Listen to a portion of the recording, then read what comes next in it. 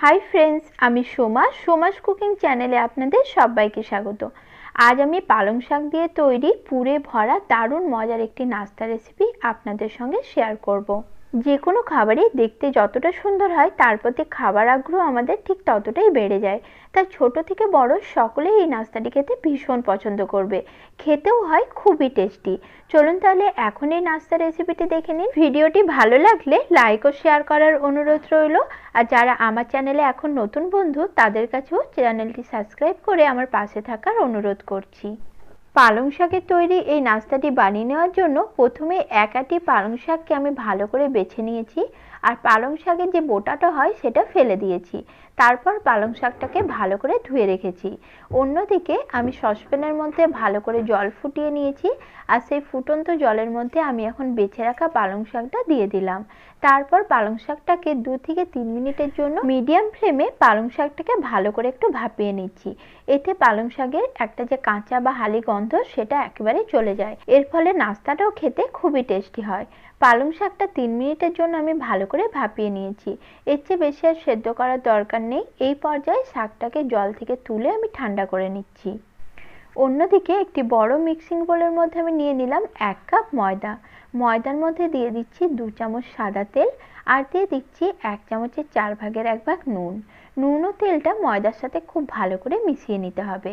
তবে ময়দার পরিবর্তে চাইলে আপনারা এখানে আটা দিয়েও নাস্তাটি তৈরি করতে পারেন। নুন ও তেলটা ময়দার সাথে ভালো করে মিশিয়ে নেওয়ার পর অল্প অল্প জল দিয়ে একটা ডো তৈরি করে নিচ্ছি। ময়দার ডোটা আমি ভালোভাবে মেখে নিয়েছি। এখন এই ডোটাকে আমি এক সাইডে রেখে দেব। অন্যদিকে যে ভাপানো পালং শাকটা সেটা ঠান্ডা হয়ে গেছে। সেই শাকটা এখন আমি মিক্সার জারের মধ্যে দিয়ে দিলাম। সঙ্গে দিয়ে দিচ্ছি 1 ইঞ্চি আদা কুচি, সঙ্গে দিচ্ছি 3টে কাঁচা লঙ্কা। যে যেমন ঝাল খান সেই অনুপাতে এখানে লঙ্কাটা ব্যবহার করবেন। এই পর্যায়ে যদি আপনাদের হাতের কাছে ধনেপাতা কুচি থাকে সেটাও দিতে পারেন। এরপর সবকিছুর একটা স্মুথ পেস্ট আমি তৈরি করে নিয়েছি। তারপর ওই একই মিক্সিং বোলের মধ্যে নিয়ে নিলাম আরেক কাপ ময়দা। এখন এই ময়দার মধ্যে দিয়ে দিচ্ছি 2 চামচ সাদা তেল আর 1 চামচের 4 ভাগের 1 ভাগ দিচ্ছি নুন। নুন ও তেলটা ময়দার সাথে খুব ভালোভাবে প্রথমে মিশিয়ে নেব। তারপরে পালং শাকের যে পেস্টটা তৈরি করে রেখেছি সেটা দিয়ে ডোটা আমি মেখে নেব। এখানে টোটালি কোনো জলের ব্যবহার করার দরকার নেই। এই পালং শাকের পেস্টটা দিয়ে ডোটা সুন্দর করে মেখে নিতে হবে। দেখুন ডোটা আমার মেখে নেওয়া হয়ে গেছে। এখন আমি নাস্তার পুরটা তৈরি করে নেব। তার জন্য গ্যাস অন করে কড়াই বসিয়ে নিয়েছি। কড়াইয়ের মধ্যে দিয়ে দিলাম 2 চামচ সাদা তেল। তেলটা ভালোভাবে গরম করে তেলের মধ্যে দিয়ে দিচ্ছি ফড়ঙে 1/2 চামচ গোটা জিরা। জিরাটা একটু ভেজে নেব। জিরার সঙ্গেই দিয়ে দিচ্ছি 1 চামচ লঙ্কা কুচি। স্বাদ বুঝে আপনারা এখানে লঙ্কাটা ব্যবহার করতে পারেন। এরপর এগুলোকে আমি 1 মিনিটের মতো লো ফ্লেমে ভালো করে ভেজে নিচ্ছি। তারপর এখানে আমি দিয়ে দিচ্ছি 1 কাপ কুচিয়ে রাখা গাজর। তেলের মধ্যে গাজরটা একটু নাড়াচাড়া করে নিলাম। তারপর এর মধ্যে সামান্য পরিমাণ একটু নুন অ্যাড করে গাজরটার সঙ্গে মিশিয়ে নিচ্ছি। এইভাবে গাজরটা আমি 2 মিনিটের জন্য লো ফ্লেমে একটু ভেজে নেব। 2 মিনিট পর গাজরটা যখন নরম হয়ে আসবে তখন এর মধ্যে আমি দিয়ে দিলাম 2 কাপ বাঁধাকপি কুচি। এরপর দিয়ে দেবো এর মধ্যে স্বাদ অনুযায়ী নুন আর গ্যাসের ফ্লেম মিডিয়ামে করে দেবো।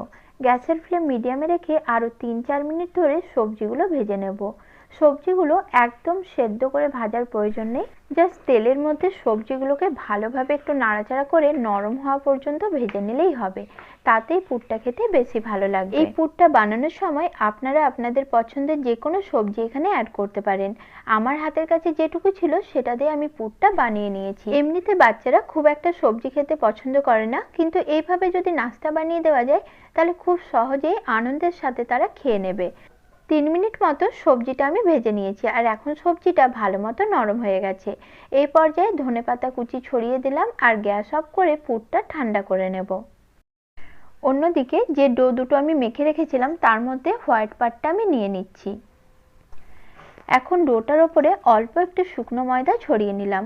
শুকনো ময়দা দিয়ে ডোটা বড় একটা রুটির সাইজ করে বেলে নিতে হবে।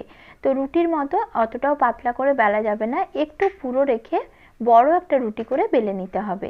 ঠিক কিরকম হবে বেলার পর আমি আপনাদের দেখিয়ে দিচ্ছি। দেখুন রুটিটা আমার বেলা হয়ে গেছে আর ঠিক এরকমই একটু পুরো রেখে বেলে নিতে হবে। এখন এই রুটিটা আমি একটি প্লেটের ওপর তুলে নিয়েছি। অন্যদিকে আরেকটি যে ডো ছিল সেটার ওপরও অল্প একটু শুকনো ময়দা ছড়িয়ে সেটাকেও বড় একটা রুটির সাইজ করে বেলে নিচ্ছি। দেখুন এই রুটিটাও আমার বড় করে বেলা হয়ে গেছে। এখন যে হোয়াইট রুটিটা বেলে রেখেছিলাম তার উপরে এই পালং শাকের রুটিটা আমি রেখে দিচ্ছি। তারপর চার সাইড থেকে টেনে এভাবে চেপে চেপে দুটো রুটিকে সমান করে নিতে হবে। খুব ভালোভাবে দুটো রুটিকে এভাবে একসাথে জয়েন করে নিতে হবে। তারপর ওপর থেকে আরেকবার বেলনা দিয়ে রুটিগুলো ভালোভাবে বেলে নিতে হবে যাতে একটার সঙ্গে আরেকটা ভালোভাবে মিশে যায়। তারপর ওপর থেকে ভালোভাবে এইভাবে একটু রুটির ওপরে জল লাগিয়ে নিতে হবে। জল লাগানো হয়ে গেলে রুটিটা এক সাইড থেকে এইভাবে রোল করতে হবে। রোলটা এক সাইড থেকে এইভাবে আঙুলের সাহায্যে চেপে চেপে একটু টাইট করে নিতে হবে। রোলটা যেন আলগা না হয় সেদিকে অবশ্যই খেয়াল রাখতে হবে, তাহলে লেচিগুলো খুব সুন্দর তৈরি হবে। দেখুন এইভাবে টাইট করে রোলটা আমি করে নিয়েছি। আর এখন রোলটাকে দু হাত দিয়ে প্রেস করে আর একটু লম্বাটে করে নিচ্ছি। ঠিক এইভাবে করে নিতে হবে। তারপর একটা ছুরির সাহায্যে রোলটাকে এইভাবে এক সাইড থেকে লেচিগুলো কেটে নিতে হবে। সবকটা লেচি আমি কেটে নিয়েছি। এখন লেচিগুলো তুলে রাখছি আর দেখুন দেখতে কতটা সুন্দর হয়েছে। সাইড থেকে লেচিগুলোকে হাত দিয়ে এভাবে একটু চেপে গোল করে নিয়েছি যাতে লেচিগুলো বেলে নিতে সুবিধা হয়। এবার একটা লেচি কিচেন স্ল্যাবের ওপরে নিয়ে ওপর থেকে একটু শুকনো ময়দা ছড়িয়ে নিলাম। শুকনো ময়দা ছড়িয়ে লেচিটা ভালোভাবে লুচির সাইজ করে বেলে নিতে হবে। দেখুন একটা লুচি আমি বেলে নিয়েছি।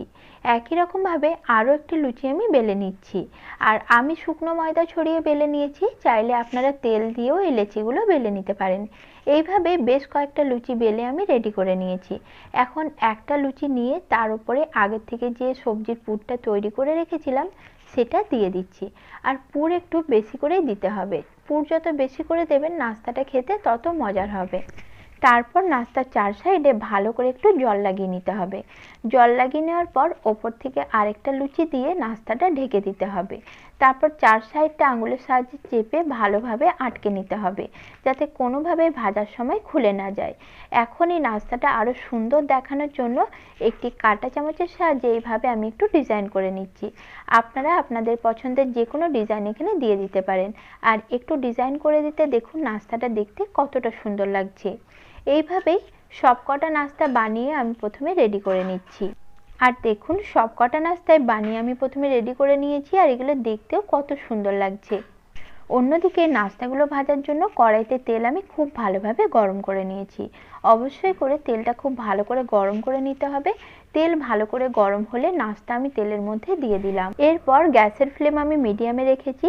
আর নাস্তাটা তেলে দেওয়ার পর যখনই তেলের ওপরে ভেসে উঠবে তখনই ছান্তার সাহায্যে হালকা ওপর থেকে প্রেস করতে থাকলেই দেখবেন নাস্তাটা খুব সুন্দরভাবে ফুলতে শুরু করেছে। উল্টে পাল্টে নাস্তাটা আমি ভালো করে ভেজে তেল ঝরিয়ে তুলে নিচ্ছি। একই রকম ভাবে আরো একটি নাস্তা তেলের মধ্যে দিয়ে দিলাম। আর এই নাস্তাগুলো সবকটাই খুব সুন্দর ফুলকো তৈরি হয়। একই রকম ভাবে সবকটা নাস্তাই আমি ভেজে নিয়েছি। আর নাস্তার ভেতরটা ঠিক কিরকম হয়েছে আমি আপনাদের দেখিয়ে দিচ্ছি। দেখুন। আজকের মতো নমস্কার বন্ধুরা, সকলেই ভালো থাকবেন।